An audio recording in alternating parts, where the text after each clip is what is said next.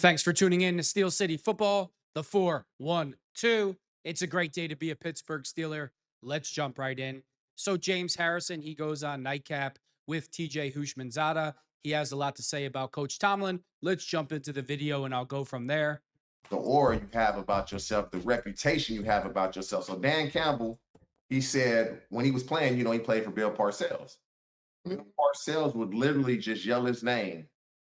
And that was a sign for Dan Campbell to fight somebody because he didn't like the way Bill Parcells didn't like the way practice was going. And that was Dan Campbell's way to get the team going. You ever been in any situation like that? Nah, I mean, to actually like get a fight started and I don't know, maybe it was different time back then. Maybe that's what worked for them, for their team, for that group of people.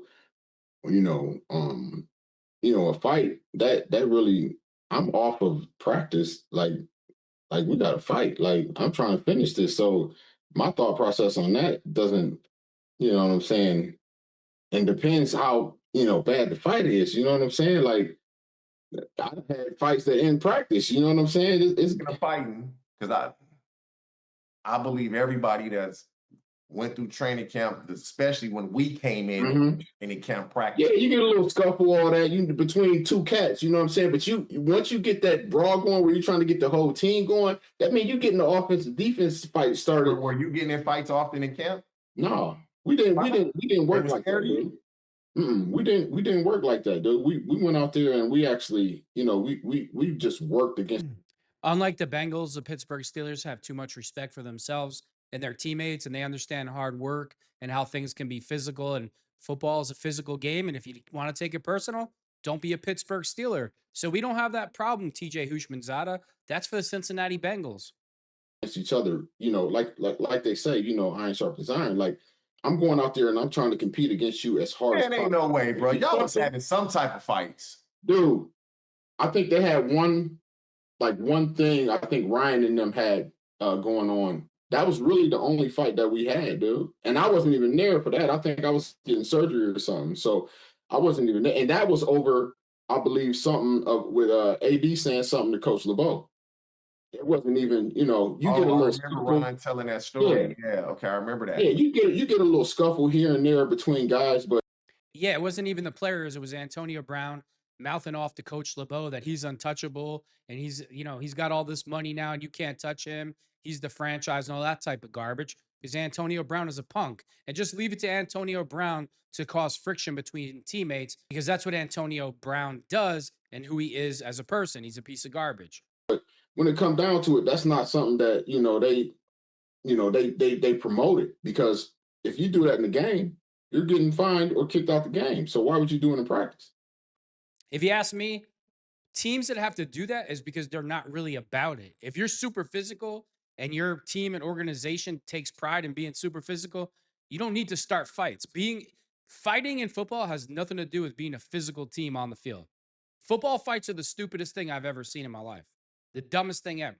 If you get penalized for fighting a game, you're an idiot. Because there's always the next play where you could do something legally to knock somebody's head off. So have some self-discipline. This is hard for TJ Houshmandzadeh to accept. The Pittsburgh Steelers are for real. This is what they do. They're physical and they're ferocious. We're not frauds like the rest of the league. So we don't have to fight and practice like a bunch of cowards. Like football fights are just dumb. So you played for Bill Cowher and then Mike Tomlin gets hired. What were the major differences and some of the similarities that you liked and disliked between the two?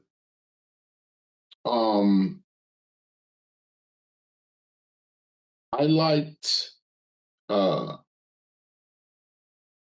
guess I like both their approaches. Some of them were similar, some of them were different. I only got I think maybe 4 years with Cowher, but the thing that I really liked about him is he was a special teams guy. So he actually ran our special teams meeting. That was something that the whole team sat down and watched. And you'd be sitting in there, dude, and you'd be like, man, I missed that block on punt, man. I don't know what he go do if he go point it out. You know what I'm saying? So you sitting there and you biting your nails and stuff, and he would point out every single thing that somebody did wrong, and he would grind on you with it. And it was the little things, dude. He was into all the details, and he made sure that you were put out in front of everybody and you were held accountable by the whole team. Um, with uh with Mike, the biggest thing I guess that I liked about him is he is a player's coach. And the thing that I disliked about him is he is a player's coach to a point of sometimes it can disrupt, you know what I'm saying? Because it goes maybe a little too far with allowing certain things, you know what I'm saying? With certain players. And then it becomes an issue, with that player. So especially like towards the end of my career, the biggest thing was, you ask a tough question, you get a tough answer. Well, I was asking tough questions and I wasn't getting the answer. I was. I don't agree. See, this is my problem with James Harrison that makes me mad. When they brought him in to be the third pass rusher, he did have a role in the team, and his role should have been self-explanatory. They drafted TJ Watt, a first round pick, to be the guy. And James Harrison was the third pass rusher. He was already in his mid 30s. He was towards the end. And James Harrison always tries to indicate that Coach Tomlin somehow lied to him or misled him, which is a complete lie. You weren't misled. You just refused to listen to your role. And then you acted like a baby. You acted unprofessional. And then you wanted to be traded. I don't buy this excuse from James Harrison at all. Pittsburgh Steelers had TJ Watt and James Harrison should have known that you're the third pass rusher. You give a guy a breather, you get a rep here or there, and that wasn't good enough for James Harrison. The same guy who, for the first 3 or 4 years with his time with the Pittsburgh Steelers, admits to not knowing the playbook, and they gave him opportunity after opportunity after opportunity, and finally he got it, made millions of dollars, made his whole career, and this is how he thanks them. He's towards the end. You know what it is when you're a player in your 40s or mid 30s and you're towards the end. You know you're a situational player at that point. And I really can't stand when James Harrison does this all the time. Like he constantly dumps on the organization and Coach Tomlin, and then he wants to coach for them. You think they don't forget this? You think that they forget the opportunity that they gave you? You might forget it, but they don't forget it. I completely disagree with James Harrison when he always goes at Coach Tomlin like he didn't mislead you. You just didn't want to listen. That's the problem. And I love what James Harrison said about Coach Cower making the entire team watch special teams. You know why Coach Cower did that? Because a lot of guys don't want to play special teams and they just like nonchalant it. He wants, and Coach Cower knows that special teams can make or break your team. If you give up a kick return or a punt return for a touchdown, the percentage that you're going to lose this game is like staggering. It's like 98% or 90 in the 90 percentile range that you're going to lose the game. So games can be won and lost just based on special teams only. And if special teams are your weakest link, you're going to lose games. So I loved how Coach Cower got the whole team together, made everybody watch it, whether you played special teams or not, to make the team realize how important special teams were. And I love that Coach Cower did that. Let's not forget the part where Debo said, sometimes Coach Tomlin was too much of a player's coach and it became a problem. And yeah, you know what? He's absolutely right on that part. But here's the problem I got with that. When you have a coach like Coach Tomlin that's a player's coach, shouldn't you do your best to represent him the right way? Shouldn't you do the best to show him the respect that he shows you as a human being first and then a player? But when you bring in punks like Antonio Brown and George Pickens, you don't get that respect back. So I don't really blame Coach. He tries to give guys opportunities, even guys that don't deserve it. He tries to work with them and they spit in his face. George Pickens spit in Coach Tomlin's face the entire time he was in Pittsburgh. And Coach Tomlin finally washed his hands of it and said, you know what? You're not getting that money. We're giving it to DK Metcalf. And that was a great, brilliant move by Coach Tomlin to get rid of the locker room problem, George Pickens. Told things that weren't the answer that was the true answer. So that was something that, towards the end of listen, if you want to sit me here and just have me here, as a security blanket, say that. I'll sit back and I'll do whatever it is. But you want to sit me here and say you got a plan, but you don't have the plan. So um the biggest thing, ask a tough question, get a tough answer. That didn't come true for me. Yeah, if you're gonna answer the question, like I may not like the answer, but I'm gonna Right. because I'm asking you this question. Right. Okay. So before Well, you know what, James? Coach Tomlin probably knows how emotional you are, and he was probably stuck like, oh, if I say, what I want to do, make him a situational pass rusher, you'd probably say, I want to be traded immediately. And he needs you. So he didn't know how to address it. You, as a veteran and a longtime Steeler, you should have known your role. You shouldn't have had to have Coach Tomlin explain it to you. Like, you act like a child, like you didn't know. You didn't know what was going to happen when the Pittsburgh Steelers used the first round draft pick on TJ Watt of all people. You didn't know what your role was going to become. You needed Coach Tomlin to sit you down like a little baby and tell you. Of course, he's not going to tell you because he knows you're going to get pissed off. They need you. They need a third pass rusher. I can't stand when Harrison does this all the time. before we go, I don't know. Obviously, Oklahoma City they win the NBA championship. Yeah. Did you see Chet Holmgren? Ooh, Bruh, from Oklahoma City. Chet Holmgren was faded. Boy, he was lit. Like I'm talking, he must have drank oh, bottle after bottle. Chet Holmgren was getting drunk before the parade started. okay. That's how faded he was. I didn't win a Super Bowl. You won two, Yeah. 2007, and we gon' that was 2007, your first one, right? Nope, 2005. Okay, 2000, Against okay, Seattle. 2005, which should have been our Super Bowl. We gonna get into that tomorrow.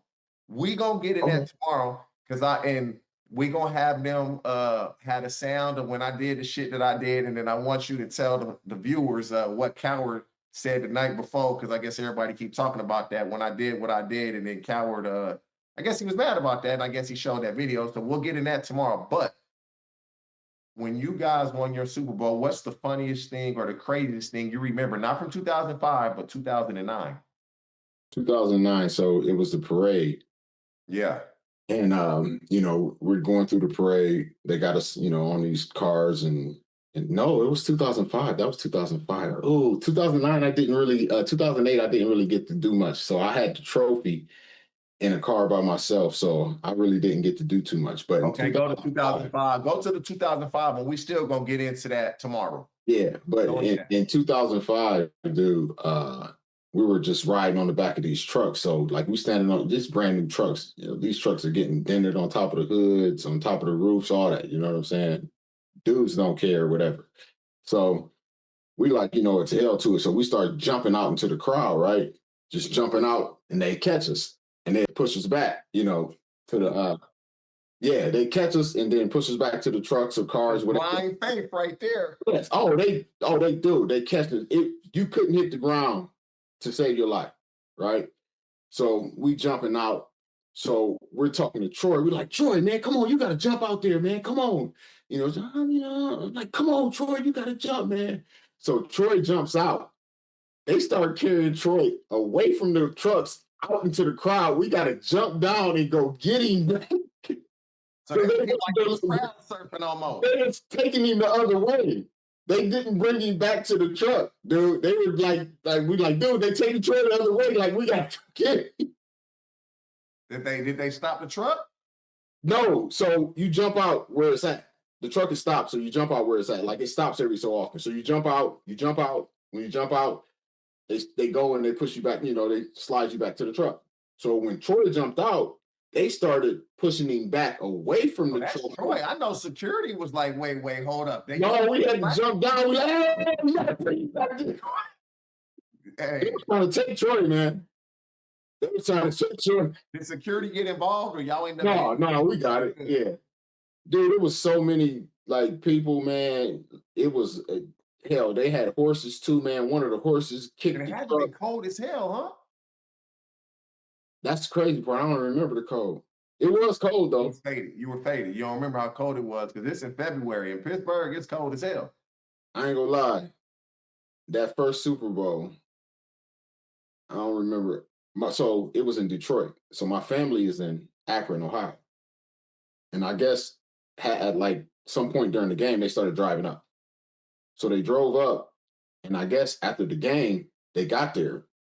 And I guess we kicked it. We did whatever all night, all that, right? So in the morning, by the time I got up, went down, started eating and everything, met back up with my parents and stuff, they had already left. And they're like, you did this, you did that. I'm like, I don't remember that. It was like your sister, your brother, da da da was here. I'm like, what? Nobody here. Dude, I don't know what happened, but somebody gave me something to drink as soon as we was in the locker room. So by the time I was drinking like Gatorade, by the time I got on the bus, I Gone. don't remember anything from the bus ride, halfway to the bus ride home until I woke up the next morning. The only reason I know they were there is they took pictures. And I'm seeing myself in pictures, arm around people like this. I'm like, oh my God, they were there. Like, I don't remember nothing, dude. So I'm like, you know Wow. what? I got to get to another Super Bowl. And I'm like, this time I'm not drinking nothing crazy like that. I want to remember it. You know what I'm saying? So the second one I was able to remember. All right. Well, we gonna be back. Appreciate everybody tuning in. This is America and everybody's free to have their own opinions and thoughts. But I really wish that James Harrison wouldn't always go here with Coach Tomlin. This isn't the first time he said this or alluded to this, that Coach Tomlin wasn't honest with him. And I don't believe that for a second. I think that James Harrison, he should have known his role, he should have known what he was there for.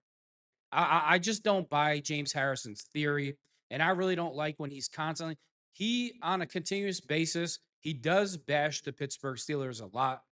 James Harrison, in his own words, has admitted multiple times his first 3 or 4 camps with the Pittsburgh Steelers that he didn't know the playbook, and the Pittsburgh Steelers were patient, gave him opportunity after opportunity to learn it and finally get it. And if it wasn't for the Pittsburgh Steelers with their class and their decency, the way they treat people, James Harrison probably wouldn't have an NFL career. And James Harrison should remember that. Again, he's free to have his own, thoughts or opinions about the Pittsburgh Steelers and Coach Tomlin, but I really disagree with a lot of them, especially when he takes shots at Coach Tomlin and the organization. Thanks for tuning in to Steel City Football, the 4-1-2.